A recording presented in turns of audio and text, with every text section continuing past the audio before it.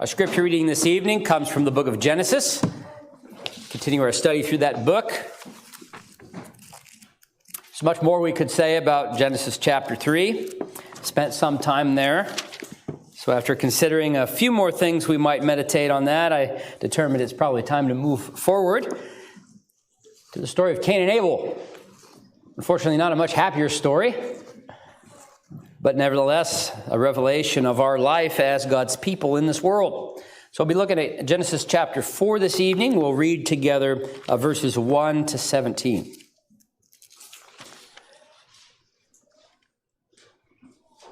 I call you now to give your careful attention to this reading of God's inspired, infallible, and inerrant word.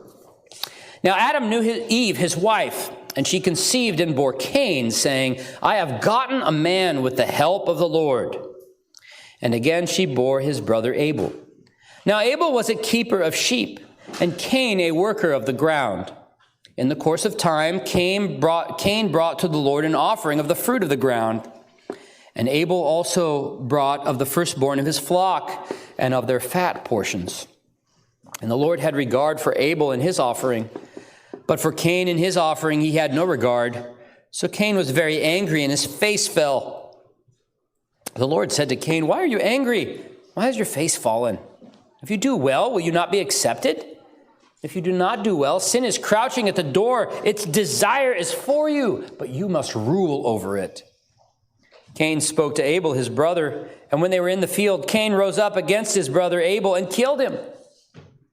Then the Lord said to Cain, where is Abel, your brother? He said, I do not know. Am I my brother's keeper? And the Lord said, what have you done?